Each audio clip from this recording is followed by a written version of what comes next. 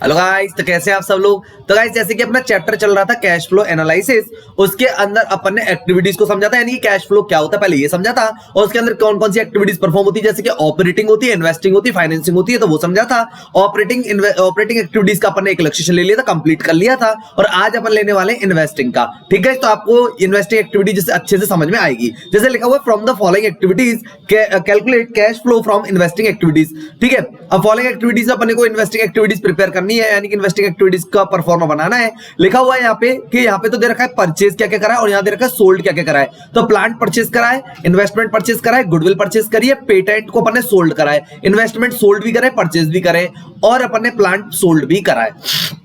ठीक है, ये तो दे रखा है। उसके नीचे दे रखा है interest received on debenture held on investment. Investment purpose से डिवेंचर खरीदे थे अपन ने, और इस पर अपन को इंटरेस्ट रिसीव्ड हुआ 8000 का पैसा आएगा। Interest paid on debenture issued करे थे डिवेंचर, उस पर अपन ने इंटरेस्ट पे करी है, तो ये इन्वेस्टिंग यानी कि इन्वेस्टिंग का पार्ट नहीं है, ये फाइनेंसिंग का पार्ट है। ठीक है, उसका dividend received on share held as investment, कोई शेयर अपन ने एज इन्वेस्टमेंट पर्पस से खरीदे थे, उस पर अपन को डिविडेंड रिसीव्ड हुआ है, तो ये भी इन्वेस्टिंग का पार्ट है। ठीक है, dividend paid on equity share capital, ये पार्ट नहीं है, क्योंकि इक्विटी शेयर इशू करते हैं और उस पर अगर कोई भी डिविडेंड पेड करेंगे तो वो पार्ट रहता है फाइनेंसिंग का। ठीक है, a plot of land was purchase करी थी out of surplus fund investment purpose से, लेट आउट कर दिए, रिसीव्ड उससे 30,000 रुपए रेंट होता है, तो ये भी इन्वेस्टिंग का पार्ट है। यानी गाइस ये अपने दो क्रॉस इसलिए लगाए क्योंकि ये फाइनेंसिंग के हैं, और जो अपने के बाकी जो टिक लग रहे हैं इन्वेस्टिंग के हैं। अच्छा, इन्वेस्टिंग में दो चीज अपने को अच्छे से समझनी, एक तो समझते हैं अपन इन्वेस्टमेंट, ठीक है, एक तो होता है इन्वेस्टमेंट और एक होती है एसेट्स। ठीक है, अगर इन्वेस्टमेंट पर्पस से कोई भी चीज खरीदी है तो इन्वेस्टिंग एक्टिविटी से, और उससे कोई इनकम जनरेट होती है तो इन्वेस्टमेंट से कोई भी इनकम जनरेट होगी तो वो भी इन्वेस्टिंग एक्टिविटीज के अंदर आएगी। ऐसी कोई भी असेट्स परचेज करेंगे तो इन्वेस्टिंग में आएगा, और सोल्ड करेंगे तो भी इन्वेस्टिंग में आएगा। तो आई होप ये बात आपको अच्छे से समझ में आ गई होगी। अब गाइस बात कर लेते हैं इसको सॉल्यूशन की। तो सॉल्यूशन में अपन को परफॉर्मा अपन को पता ही है किस तरीके से अपन को बनाना है परफॉर्मा, तो अपन इस परफॉर्मा बनाएंगे। यहां पे लिखेंगे कैश फ्लो स्टेटमेंट, ठीक है, और यहां पे अपन कैपिटल लेटर में लिखेंगे cash flow from investing activities.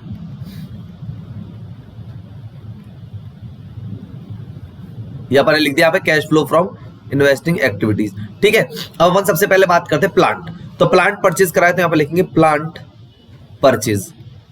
ठीक है, प्लांट परचेज कराए, तो प्लांट परचेज कराए वो अपन ने करा 6,20,000 का। अब 6,20,000 का प्लांट परचेज कराए तो पैसा जाएगा तो अपन को ब्रैकेट में लगाना है, यानी माइनस में। उसके बाद अपन ने प्लांट सोल्ड भी किया है, तो यहां पर लिखेंगे प्लांट सोल्ड। और एक बात आपको याद रखनी है कि प्लांट जब सोल्ड करेंगे तो पैसा आएगा, और दूसरी बात यह है कि प्रॉफिट और लॉस इधर नहीं देखते, इधर तो सिर्फ ये देखते हैं कि इन्वेस्टिंग एक्टिविटीज में कितना पैसा आ रहा है और कितना जा रहा है, बस उससे अपने को मतलब होता है। क्योंकि प्रॉफिट एंड लॉस जो होता है वो भी अपन समझेंगे, ऑपरेटिंग एक्टिविटीज के अंदर उसका एडजस्टमेंट करते हैं, और वो भी इनडायरेक्ट मेथड में। तो इनडायरेक्ट मेथड में भी मैंने आपको ऑपरेटिंग एक्टिविटीज नहीं बताई, तो अभी अपन जब करेंगे उसको तब वहां पे आपको पता चलेगा। उसके बाद आता है इन्वेस्टमेंट, इन्होंने लिखा है 2,40,000 के परचेज करे, तो यहाँ पे लिखेंगे इन्वेस्टमेंट परचेज। ठीक है, तो इन्वेस्टमेंट परचेज करेंगे तो पैसा जाएगा, तो अपन ने यहाँ पे इन्वेस्टमेंट में 2,40,000 पे लगा दिया है जी अपन ने ब्रैकेट, क्योंकि पैसा जाएगा। उसके बाद इन्वेस्टमेंट सोल्ड भी करें 80,000 के, तो यहाँ पे लिखेंगे इन्वेस्टमेंट सोल्ड।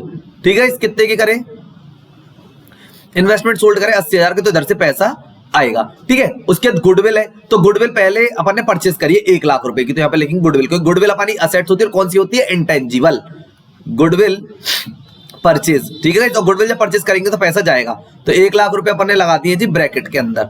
ठीक है, उसके बाद अपन बात करते हैं पेटेंट। तो पेटेंट भी हमारी इंटेंजिबल असेट्स होती है, और उसको अपन ने सोल्ड करा तो पैसा आएगा पेटेंट, तो ये अपने कितना आएंगे, 1.5 लाख रुपए आएंगे जी।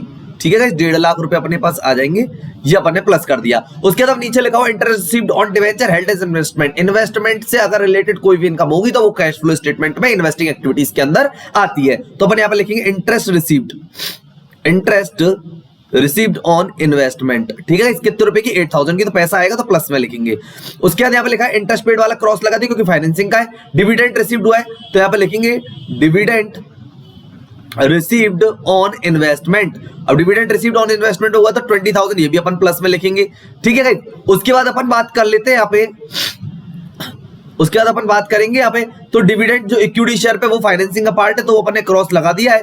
उसके बाद अपने को लिखा हुआ है कोई प्लॉट ऑफ लैंड थी, परचेस करी थी एज इन्वेस्टमेंट पर्पस से, और उसको अपने रेंट पे दे दिया और वहां से रिसीव्ड हुआ 30,000, तो ये भी अपना इसी में आएगा रेंट रिसीव्ड, ठीक है, क्योंकि ये हमारा इन्वेस्टमेंट है। तो रेंट रिसीव कराएगा इस कितने रुपए का 30,000 का, तो ये भी अपना प्लस में आएगा, ठीक है। तो ये है गाइस इन्वेस्टिंग एक्टिविटीज, सारे के सारे पॉइंट अपन ने कवर कर लिए और हम यहाँ पर निकालेंगे तो इसको अपन लेंगे net cash flow from investing activities, ठीक है। ये इन्वेस्टिंग एक्टिविटीज आएगी नेट कैश फ्लो। अब अपन क्या करेंगे, सबसे पहले अपन प्लस वाले ऐड कर लेते हैं। तो अपन ने 2 लाख प्लस करा, 2 लाख के बाद अपन ने प्लस करा 80,000, उसके बाद अपन ने प्लस करा यहाँ पे 1,50,000, उसके बाद अपन ने प्लस करा 8,000, उसके बाद अपन ने इसमें प्लस करा 20,000 और उसके बाद अपन ने प्लस करा 30,000, ठीक है। तो 4,88,000 आ रहा है इस प्लस का, ठीक है। कितना आ रहा है, 4,88,000 आ रहा है प्लस का, ये प्लस बैलेंस। अब माइनस का एक बार देख लेते हैं, 6,20,000 प्लस करेंगे इसमें 2,40,000, उसके बाद अपन इसमें प्लस करेंगे 1 लाख, ठीक है गाइस, 241, उसके बाद तो ये टोटल आ रहा है अपना 9,60,000 माइनस का आ रहा है, 9,60,000 माइनस का आ रहा है। तो 9,60,000 में से अपन प्लस के 4,88,000 लेस कर देंगे तो ये अपना आएगा 4,72,000। कितना आएगा, 4,72,000 अपन यहाँ पर लिखने वाले हैं, 4,72,000 ये अपना आएगा माइनस में। तो ये लिख दिया net cash flow from investing activities, यानी कि अपन ने परचेज जो है ज्यादा किया है और सोल्ड अपन ने कम किया, तो इसलिए अपन पास पैसा ज्यादा गया है और इनकम हमारे पास कमाई है। तो गाइस ये थी इन्वेस्टिंग एक्टिविटी, बहुत सिंपल है। एक तो अपन को असेट्स का एडजस्टमेंट करना होता है, एक इन्वेस्टमेंट का एडजस्टमेंट करना होता है। इसके अलावा इसमें इन्वेस्टिंग एक्टिविटीज में और कुछ आता नहीं है। तो जो भी असेट्स है उसको अपन परचेज करेंगे, सोल्ड करेंगे तो इसमें आएगा, और कोई इन्वेस्टमेंट परचेज करें सोल्ड करें तो इसमें आएगा, और उससे रिलेटेड कोई इनकम भी होगी तो वो भी इन्वेस्टिंग एक्टिविटीज के अंदर आएगी। तो गाइस ये था कैश फ्लो स्टेटमेंट की इन्वेस्टिंग एक्टिविटीज, और इससे पहले वाले लेक्चर में अपन ने ऑपरेटिंग एक्टिविटीज को कंप्लीट कर लिया है, ठीक है। तो अपन जब नेक्स्ट लेक्चर लेंगे तो उसमें अपन कंप्लीट कराएंगे फाइनेंसिंग एक्टिविटीज को, ठीक है। तो आप गाइस एक बार इसका रिवीजन करें, इसका जो फॉर्मेट अपन ने दिया है उसको एक बार रिवाइज करें और उससे अपन मिलान करते चले कि इन्वेस्टिंग एक्टिविटीज में और क्या क्या चीजें आती है, ठीक है। तो मिलते हैं अपन नेक्स्ट लेक्चर में, तब तक के लिए guys goodbye and thank you.